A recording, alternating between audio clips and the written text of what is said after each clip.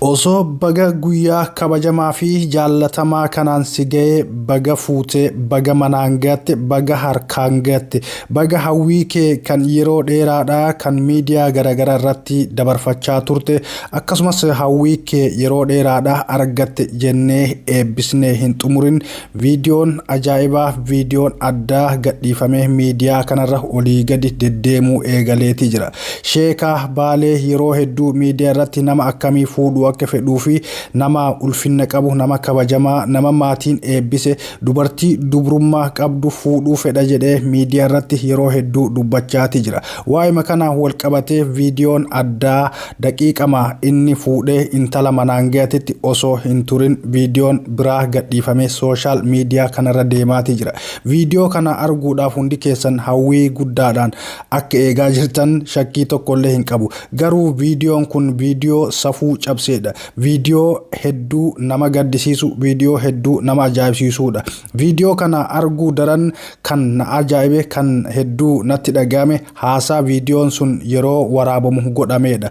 Dubrummaa qabaachuun yookaan dhabuun shamara tokkoo kana hunda haasaa godhee kana hunda miidiyaa irratti dubbatamaa fi kana hunda viidiyoodhaan waraabamee akka kanatti bifa kanaan gadhiifama jedhee yaadee hin beeku. Sababni isaas yeroo ammaa kanatti dubrummaa shamara takkaa argachuun akkuma salphatti wanta ilaalamu miti. Kanarraa kan hafe namni tokko bultii yeroo godhatu yookaan gara gaa'ilaatti kan seenu dubrummaa argadha jedhee hawwii isaa dhibbaan dhibbatti kaayee gara bultiitti yoo seene dogongorri guddaan achi jiraata. Sababni isaas yeroon badee jira jechuun hin danda'amu. Kan bade ilma namaati nuyi mataa keenyatu bade waan ta'eef jechaadha. Yeroo teknooloojiin babal'ate namni miidiyaa irratti viidiyoolee garagaraa viidiyoolee seeksii fi viidiyoolee wantoota garagaraa agarsiisan kanatti akkasumas namni ilma namaa yuuriyaa fi daappii madaabaraa nyaachuudhaan namni osoo umriin isaa waggaa 10 yookaan 15 hin gahin fedhiin qaama saalaa itti dhagahamuu eegaletti yeroo ijoollee umriin isaanii waggaa 8 fi 9 jaalallee qaban wajjin bosona keessa yookaan huura keessa akkasumas mana kireeffatanii wajjin gangalatan wajjin oolanii bulan argan kanatti dubrummaa ni argadha jedhanii hawwii kaa'uun waan hedduu nama dhibuudha. Yeroo namoonni tokko tokko yeroo fuudhan dubrummaa argachuudhaaf yookaan dubartiirraa yookaan shamarran irraa dhiiga dhangalaasuudhaaf hawwii guddaadhaan eeggatu. Namni kamuu dubrummaa argachuu hin jibbu. Dubrummaa intala dubrummaa qabdu intala kabaja qabdu fuudhee dubrummaa isii balleessee akka dhiira haaraatitti akka nama haaraatitti wajji jiraachuu namni hunduu ni fedha. Fedhiin keenya hundaa akkas ta'ee osoo jiru shamara akkasii ni arganna. Shamarri akkasii yeroo kanatti argamti wanni jedhu ammoo sammuu ilma namaa kamuu keessatti bocamuudha qaba. Garuu dhimma kana yeroo hedduu shamara irratti qofa achi qabneeti ofirraa warri dhiiraa ofirraa dhiibbachuutti jira. Intalli shamaraa yoo dhiirri itti siiqee jaalalaan gowwoomsee sobee itti hin dhiyaanne dubrummaa isii akkanumaan badhee duwwatti gatti loon lukkuun yookaan ririmni yookaan mixiin garagaraa dubrummaa shamarranii fudhachuu danda'a hin danda'u. Walumaa galatti dubrummaa isaanii balleessee badheetti kan dhiisus dhiiruma booda gaafa fuudhee manaan gates jaartiin kee yookaan haati manaa kee dubrummaa hin qabdu jechuudhaan qeeqa garagaraa kan irratti kaasu numa warra dhiirotaati. Yeroo hedduu dhiirri tokko shamara 3 yookaan 4 wajjin yeroo jaalalaa dabarsa. Yeroo jaalalaa yeroo dabarsu kanatti dubrummaa isii irraa fudhateeti yeroo waggaa 2 3 4 wajjin jiraatee sana booda haaraa biraa yoo argate isii dhiisee gara kabiraatitti dabra. Sanis dubrummaa isii irraa balleessuudhaan ammas gara tabiraatitti dabra. Jidduu kanatti inni duubaan dhufee isii fuudhe sun intala san irratti qeeqa garagaraa ceepha garagaraa kaasa. Qalbiin shamaraa akka harmaati rarraa gaafa ilmi dhiiraa itti dhufee gayyoomsee sobee wantoota garagaraa afoo qabuudhaan faayidaanis haa ta'u wantoota garagaraatiin gayyoomsee dubrummaa isii irraa fudhatee biraa dabra. Gaafa dubrummaa isii kennite booda erga wanni bade sheena'uun bu'aa takkallee hin qabu. Egaa amma Sheekaa Baaleetii fi viidiyoon amma gadhiifamee miidiyaa kanarra sooshaal miidiyaa kanarra deemaa jiru waa'ee kanaan kan wal qabateedha. Ijoollee dhiiraatiif gorsa addaa Viidiyoo kana isinitti agarsiisuudhaan duratti namni kamuu jireenya dhuunfaa isaa yeroo garagaraatitti geggeeffata. Akkuma ati jaalallee qabaachaa turte, akkuma ati amma dura dubartii biraa irraa dubrummaa fudhattee biraa deemte, dubartii ati fuudhuudhaaf deemtu tanas namni biraa wajjin jiraatee dubrummaa isii fudhatuu isaa hin shakkin. Egaa gaa'ela keessa seentee wanta wal fuutanii bultii ijaarachuudhaaf gootan dhiigni ati guyyaa gaa'ela keetii dhangalaasu sun faayidaa takkallee siif hin qabu, isiifis faayidaa tokkollee hin qabu. Yoo ati kabaja dubartootaa eedee dubartii takka wajjin yeroo jaalalaa hin dabarsin, dubrummaa dubartii biraa hin fudhatin, waa'ini sistis tama akkasiiti qaba. Gaafa gaa'ela keetii gaafa fuutee manaan gattu dubartii akkasii ta kabaja qabdu, ta dhiiraa wajjin nikikkii takkallee hin qabne akkuma ishee ni kenna jedhan siif qunnama jechaadha. Egaa wanni si dura dabreeti jira. Wanni cimaan ati eeggachuu qabdu erga si booda uumame, erga wal fuutanii bultii godhatanii gaa'elaan wajji jiraachuu eegaltan booda wanta si booda uumamuuf mormi, shakki yookaan loli malee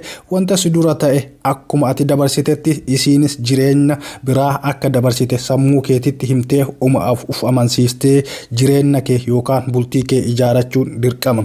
Erga bultii ijaarattee baasiiwwan garagaraa baastee bu'aa hedduu argadha jettee wantoota humna keetii olii liqiidhaan yookaan mallaqa namarraa fudhattee yookaan kuusa waggoota dheeraadhaa walitti qabattee seef goote gaa'ela kee irratti balleessitee erga manaan gattee booda dubrummaa sirraa dhabee ati dubrummaa hin qabdu, naamusa hin qabdu, kabaja hin qabdu jedhanii dubartii irratti yakka garagaraa hojjechuun, viidiyoo garagaraa waraabanii gadhiisuun yookaan wanta san haasaa godhanii wanta akka guddaa wayitti ilaalanii jeequmsa uumuudhaan bultii bifa addaatiin bultii qabeenya kee hedduu irratti dhangalaastee firaa fi aaliin kee hundi irratti hirmaatanii uummatti diiguun barbaachisaa miti.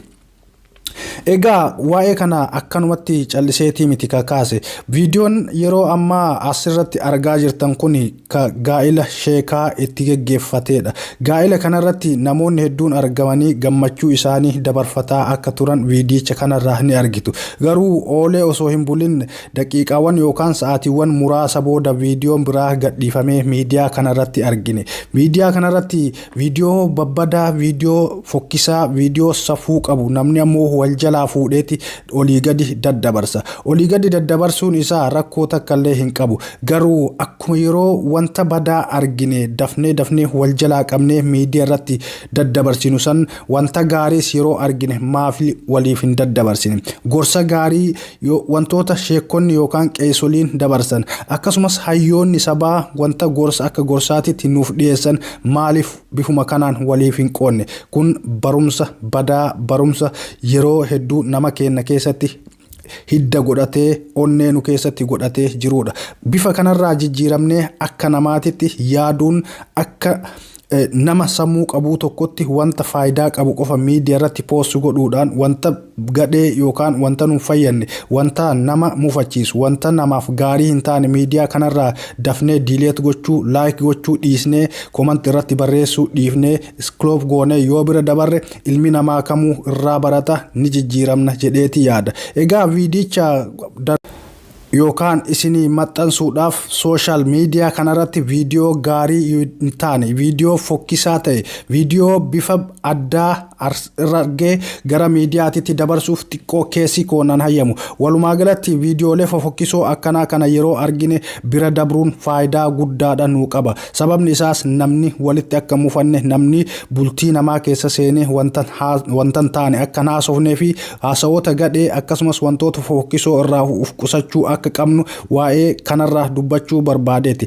Sheekaa fi haati manaa isaa akka gaariitti bifa addaatiin wal fuudhanii gaa'ela bareedaa, gaa'ela miidhagaa kana godhataniiti wajji jiruu isaanii eegalaniiti jiru. Rabbi isaan wajjin haa tursiisu, umrii isaanii haa dheeressu, ilmaan gaarii, ilmaan babbareeda horanii kan wajjin jiraatan Rabbi isaan haa godhu. Akkuma sheekaatti intalli isaas haati manaa isaas intala imaana qabdu Rabbi haa godhuu fi hundi keenya mootuyyuu gaa'ela akkanaa kanarraa waa barachuudha qabna. Wanni takkattiin jechuu barbaadu gaa'elli miidhagaan adeemsifame kun kaameraamaanii bareedaadhaan waraabamuu dhabuun isaa natti hin tolle. Kaameraamaaniin viidiyoo kana bifa addaatiin waraabee silaa qopheessee wanti kun seenaa guddaadha akka seenaa guddaatitti ta'a jedhee yaada. Walumaa galatti ijoolleen keenya viidiyoo fofokkisaa, viidiyoo gaggadhee, viidiyoo garaagaraatiin kaameraadhaan yookaan ammoo harkaan hojjetamee bifa ammayyaatiin walirratti qindeeffamee sooshaal miidiyaa irra gadhiifamu kanniin bira haa dabarru.